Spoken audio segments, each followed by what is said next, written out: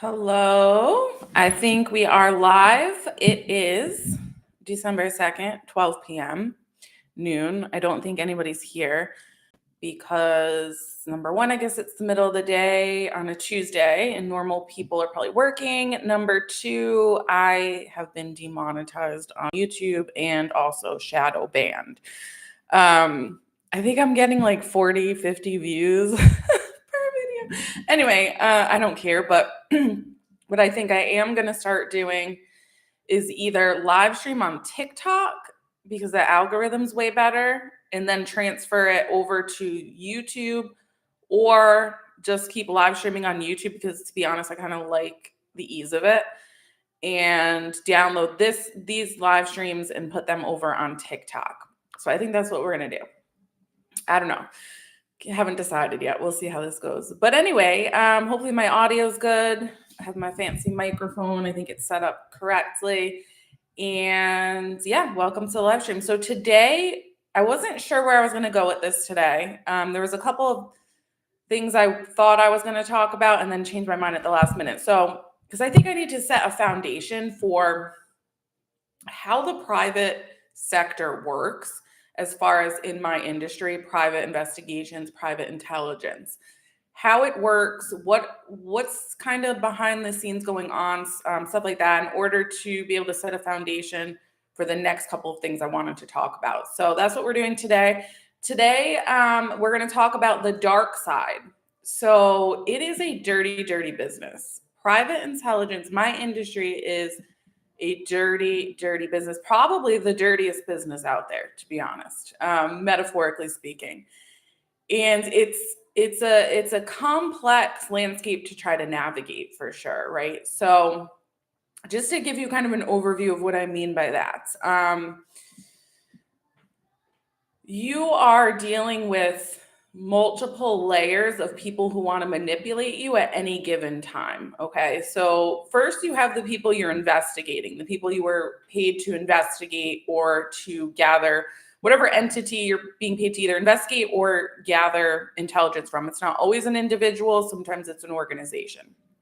So you have that going on, trying to figure out what they're lying about, what their scheme is, what they're up to, if there's, if there is anything going on, and who are the key players involved in that, and how do you prove it? Okay, how do you gather the evidence you need? How do you get proof of that for your report so that it holds up in court? A lot of times this is all based upon the fact that this is a pending court case.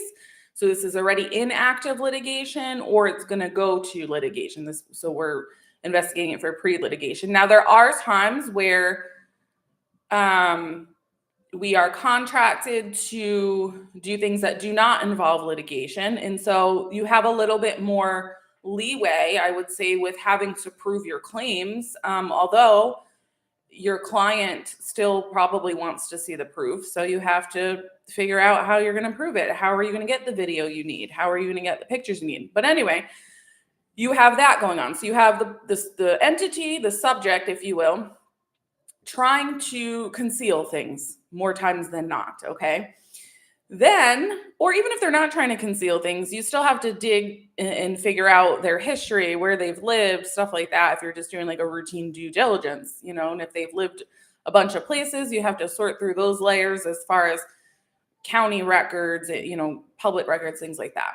Then, and this is where people, let's actually stop there for a second. So to pivot off of that, this is where obtaining that evidence, obtaining that proof, obtaining that information is where a lot of unethical firms get themselves into trouble, because they will illegally obtain that information. For example, I'm thinking specifically of a huge one that broke in early 2000s involving HP, the computer company. They had a leakage problem. Okay, somebody on their board was leaking secrets. Okay, so instead of doing the proper thing, which would have been to bring this through litigation, they hired a security company, who in turn hired a private investigation company, who in turn obtained phone records from phone carriers illegally.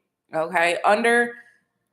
They had a very loose interpretation of the concept of pretexting. What is pretexting? Basically, it's an industry standard, if you will, for being able to lie to obtain information. However, you can't impersonate the subject. That's number one. And you can't use it to you can't pretext to obtain protected information. A lot of that has to do with financial. Okay. So if it's like information that's not protected, you can pretext. And it's a very common practice. However, these private investigators were impersonating the board members. So they had looked up probably their socials, their birth dates, their addresses, all this stuff. So they were actually they were calling their phone companies, pretending to be them and getting the phone records. Now that's very illegal. Not even law enforcement can get phone records without some sort of warrant, subpoena, things like that. So what they did was highly illegal. So that was a big scandal. So that's an example of using a pretext. That's a very dirty thing to do. Don't know why they were stupid enough to do that. I assume HP, there's a lot of money involved, but is it worth ruining your reputation over? For me, the answer will always be no. Because here's what happens. So this brings me to my second point of you're not only being manipulated by the subject, if you will, you're then being manipulated a lot of times by the client. Okay. And this is what people don't like to talk about. You have to be as tough as nails with these clients a lot of times. And I have a very special relationship with a lot of my clients, even to this day. Even if they're past clients, I keep in contact. I know their kids' birth dates, things like that. But there's a boundary I have in my mind. And if I think you cross it, you get put in your place. Because here's what happens. At the end of the day, a client doesn't owe you anything. They pay you for a service, you provide the service. And when their back is against the wall, say you do something shady, they're getting hemmed up for it in court. When their back is against the wall, they are going to burn you, okay? They are not going to defend you. They are going to throw you to the wolves for you and your business to fend for yourself in litigation or, God forbid, criminal charges, okay? So I'm going to get back to how clients manipulate in a minute because I have a very interesting, entertaining story about a nonprofit that I had to fire from being my clients, which is also why I don't tend to work with a lot of nonprofits. They are extraordinarily shady, and I have no regrets saying that. I would rather work with a for-profit business, but that's besides the point. So going back to unethical investigators, so that would be something illegal. That pretext they did, that was an example of illegal. Now there's a lot of gray areas in this dirty industry, right? And it kind of falls under these lines of, even if it's not illegal, technically, sometimes if you can do something, it doesn't mean you should, okay? So for example, Black Cube always comes to my mind. They play a lot in that gray area. So if you don't know who Black Cube is, look them up. Private intelligence, well-known private intelligence firm they're international, but 2 ex-Mossad agents, and they really get their contracts from that network. They really work a lot of informal jobs for IDF, for Israel, okay? But they work all over the world. So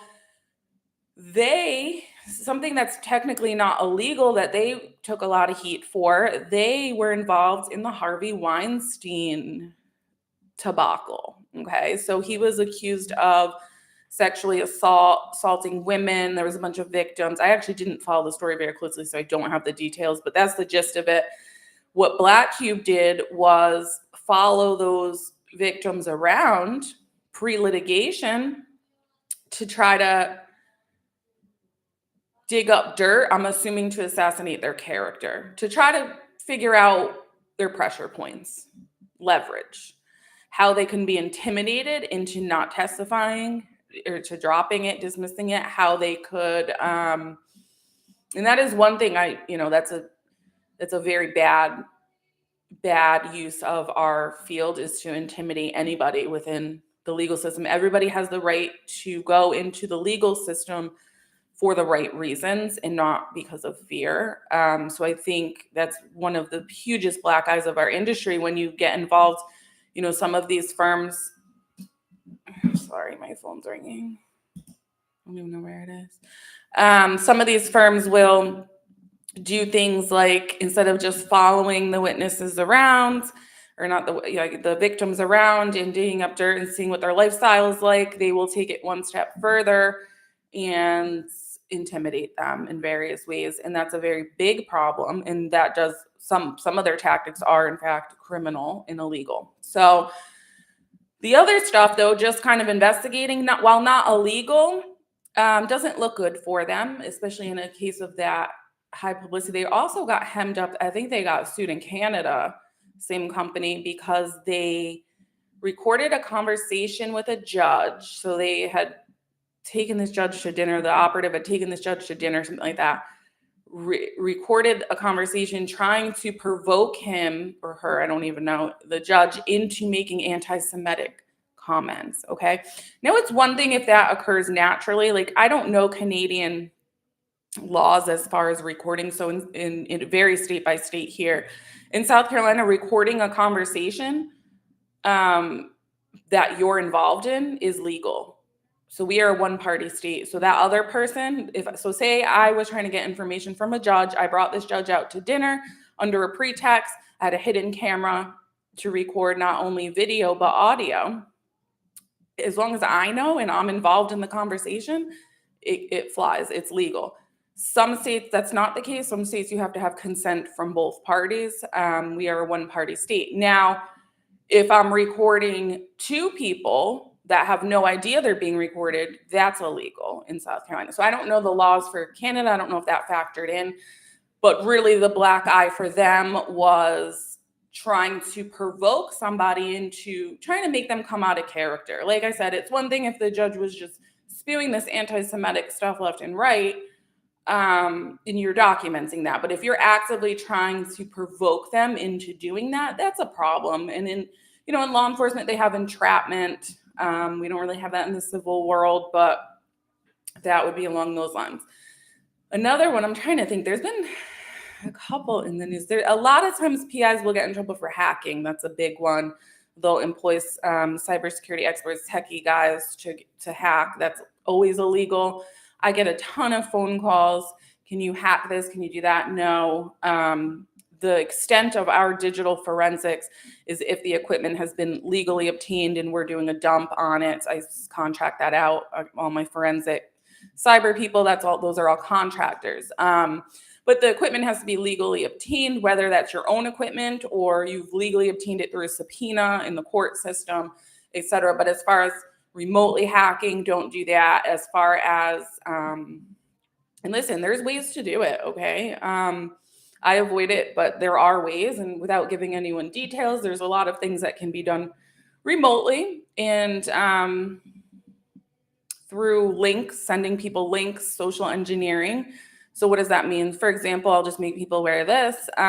Say you go to Planet Fitness, the gym, and a PI follows you around, you gets hired by a client. Let's just use this cheating spouse, okay? You're separated. Or whatever. So the other spouse doesn't know your routine anymore, et cetera, et cetera. So the PI follows you around, finds out that you go to the gym at Planet Fitness. They tell the client that the client hires a hacker. Okay. Now, obviously, this fault wouldn't be on the PI, but if the PI did this, it would be illegal. But we'll just blame the spouse for now. The spouse then, because I've seen this happen, the spouse then hires a hacker to make what's called a keylogger. They'll send a link pretending to be Planet Fitness as a text message to the spouse. Spouse clicks on it, infects their phone with malware. Everything is now being tracked and viewed remotely. So do not click on links ever, even if you think you know who it's being sent from, okay? Just an example. Highly illegal. Now, PIs do that if there's enough money involved. I know, that's a very common thing that they get hemmed up for. Again, is it worth your reputation? That's what you always have to ask yourself. Is it worth your license? Because at the end of the day, there is no client in the world, I don't care how much money they have, that will, number one, make me bend my ethics. Number two, end my career. It's just not worth it. It's not. So those are the ways in which PIs kind of are their own worst enemy, because at the end of the day, you're getting paid to obtain intelligence, to obtain information. That is the product. And if you can't produce on that product, well, you're probably not going to make too much money. But the temptation comes in to kind of be overzealous about it and do things you shouldn't. The ends justify the means, and it's just not a good way of doing business. So that's where PIs get themselves in trouble, trying to uncover what the subject has going on. The next one I touched on a little bit. You're constantly, I won't say constantly, but there is a chance that you are being manipulated by the client for nefarious purposes. Now, your level of culpability depends on how much you know. If you don't really know what they're doing with the information, well, you know what, you can't have a judgment on something that you don't know about. But you should be asking the right questions before you even take on the case, because it can be dangerous, right? So, for example, look at the JP Miller thing that happened here. If you don't know about that, Micah Miller, it's still a debacle. He's a Protestant pastor. His wife allegedly committed suicide. He had a long history of stalking and harassing her, to include hiring PIs, who I personally know. I know who worked that case. And I believe they actually did do the right thing. They were contracted to put trackers on her car, which they did. They then realized very early on, I want to say within the first week of having this investigation, that he was unhinged, and stopped the investigation, pulled the trackers off. And he was wanting to know where she was, all this stuff. He was wanting to show up, blah, blah, blah. So they got pulled in. They had to talk to the FBI, the whole 9 yards. But in this case, they were pretty much cleared for being ethical and doing the right thing. But there are situations where that could have went really bad for them. For example, if he had showed up somewhere, if they had told him and they were giving live updates on the trackers, and he had shown up and, God forbid, murdered her or whatever, that's a problem for a lot of people, okay? And a tragedy, let's be honest. So there's the manipulation by the client. Now, that's kind of like the low level stuff, like the domestics, if you will. I won't call it low level, but that's like the domestic side of the house, where you're, for the most part, dealing with average people who are in a bad position in the family court system. Once you start getting to a higher level, and I'm talking about net worth wise, you have to be careful. So I have a rule in a hard rule, and I don't have many of those in my company, where one of the questions I ask on my intake forms and my consultations is, what is the net worth of the client? And a lot of people find that intrusive, but there's a specific reason I do that.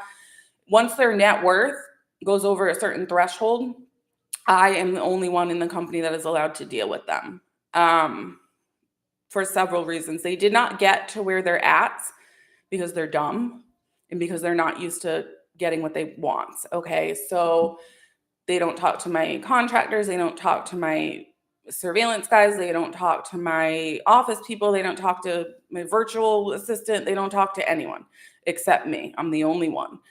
And the reason for that is because I understand the dynamics of psychological operations and manipulation. Okay, I understand when somebody's trying to manipulate me into getting the results they want to get, and the reasons behind that. Now, this doesn't happen a lot. Most people are pretty honest, or I weed them out early enough in the process where it doesn't become an issue.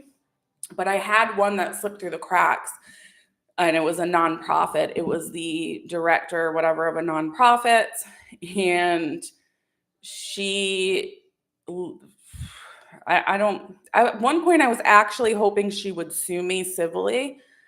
Not that she could have, not that she would have had a leg to stand on, but I was hoping she would, so that all of her behavior would come out publicly in public record. Because here's the thing, I don't care how terrible you are. I don't violate confidentiality unless I have to, because I've been ordered to by the court system.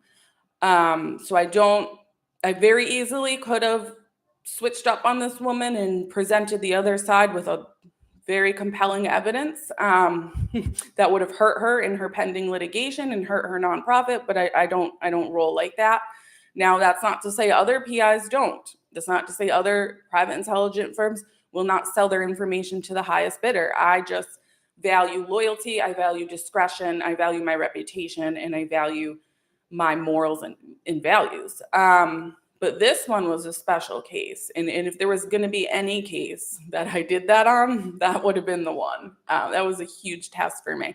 So at one point, I was actually hoping she would sue me so that I could present her behavior in a public forum so that anybody would have access to that court case that was dealing with her. But it didn't happen. So she probably knew better and was advised by her counsel to leave me alone, is what I'm imagining.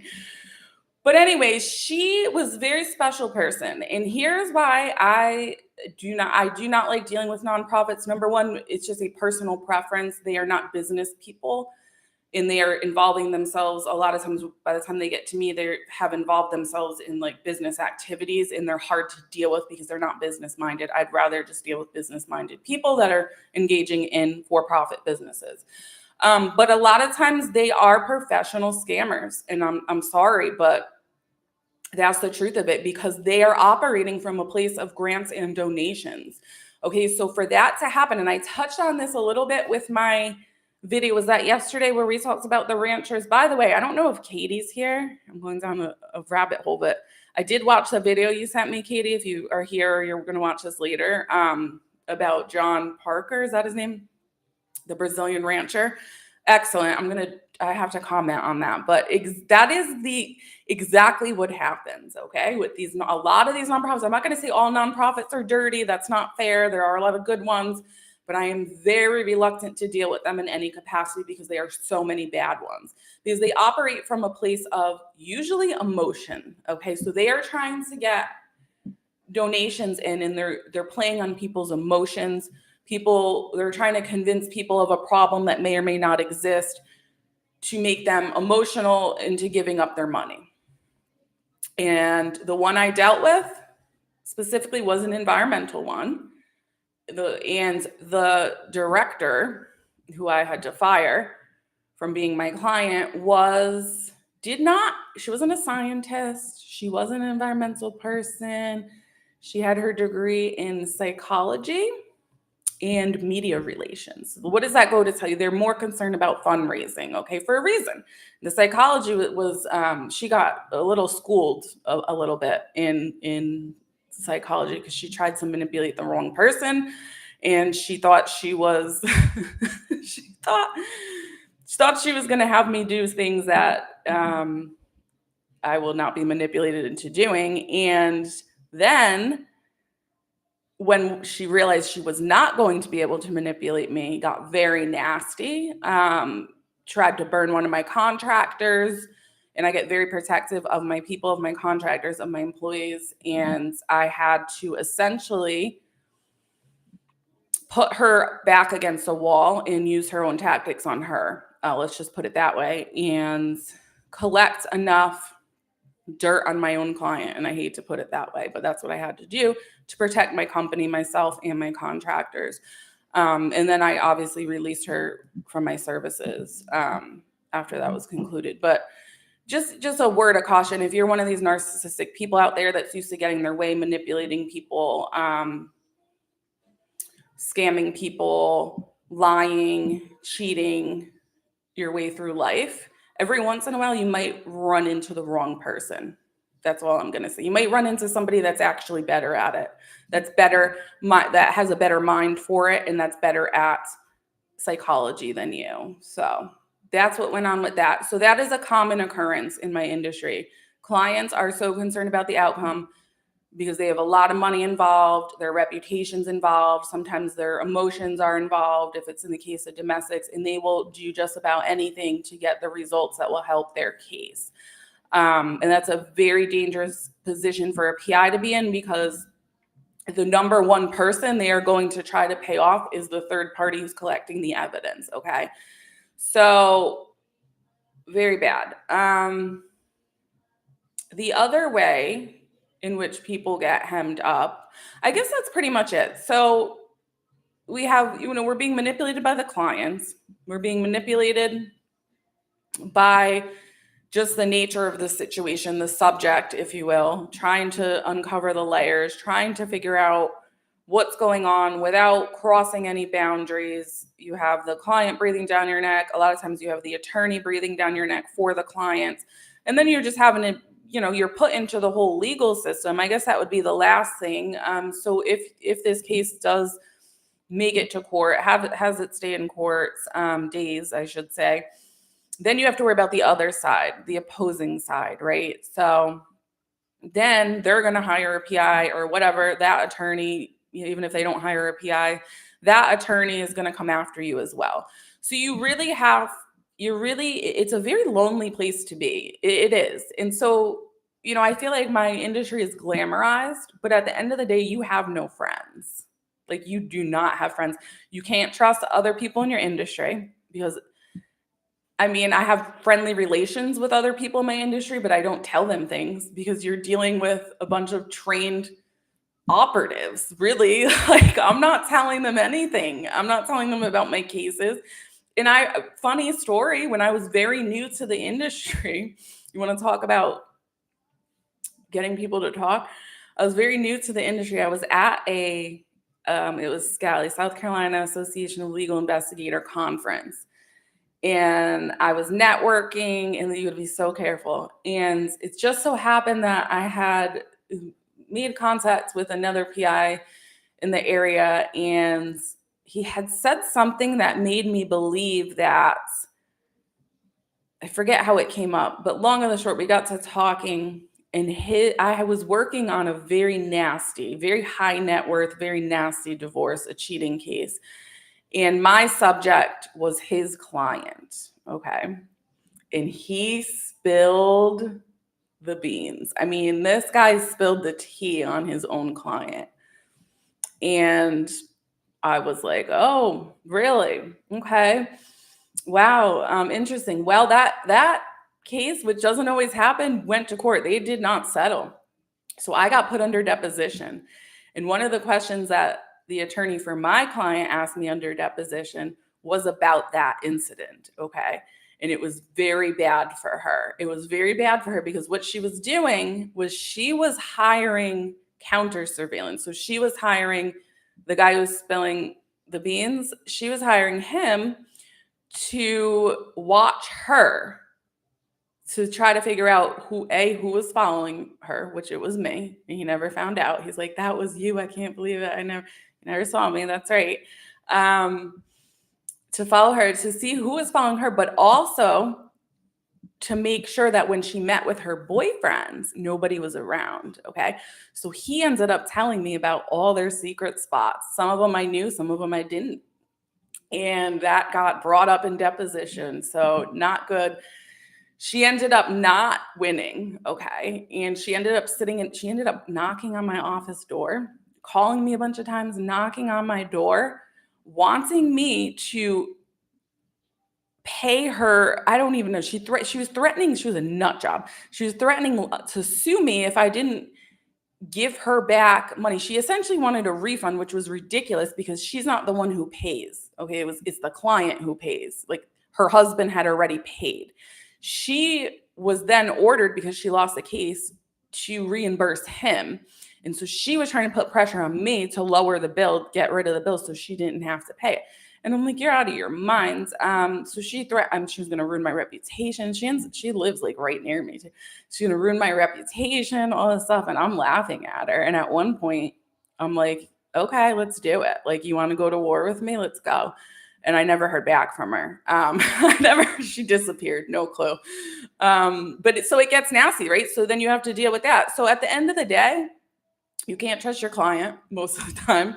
You definitely can't trust other PIs in the industry because they'll stab you in the back, steal your clients, tell on you, go whatever.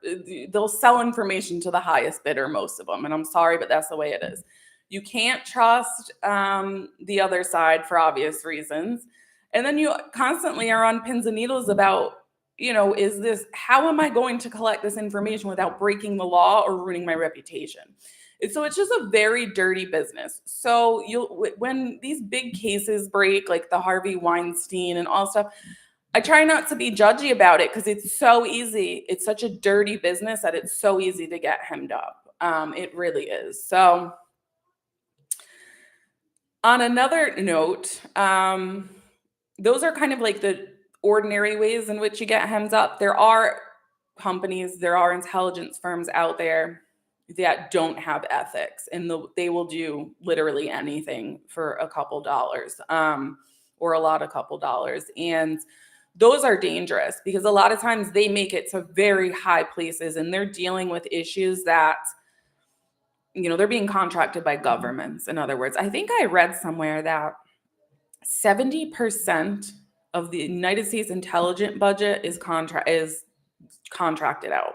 So it's like probably like $60 billion or something is put into the private sector for contractors. And like I talked about before, why? Because it's plausible deniability. So the government, it can't come back to the government. But again, it's one of these situations where if you're the owner of the PI firm doing the dirty work, the government is going to abandon you. Like that's the client at that point. They're going to burn you. We didn't know what they were doing. Oh, I don't know. We don't know where the contract went for that. Like, you know what I mean? So it's like, it's just a dirty business. It's a rewarding business. And, a lot of times people ask me, I just got asked this question not too long ago. I had a networking thing and the person was like, he's a retired ATF, and he's like, so what are the benefits? Like, what's good about your industry? And I'm like, listen, it's not for everyone.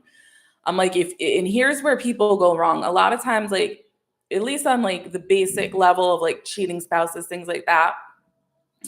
These retired like cops will try to start a business and stuff like that. And it doesn't go well because it's like, you can't have a laid back approach to it, I guess is what I'm trying to get at. The second you start getting complacent, it's over. You can't get complacent. And so it's just a constant pressure. And it takes like a very specific person, I think, to be in private intelligence because it's not like the feds where you have the backing of the United States government. You have a salary, you have orders, you have a chain of command. It's not like that here. It's the Wild West. And when I say that private intelligence runs the world, that's exactly what I mean.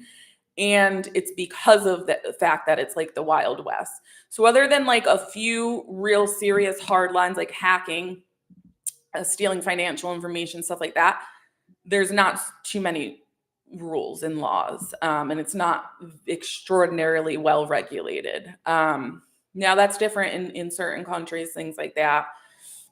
But even that, like if a private investigations license is regulated, there's ways around that. You then become a consultant, whatever. So yeah, interesting industry, very dirty.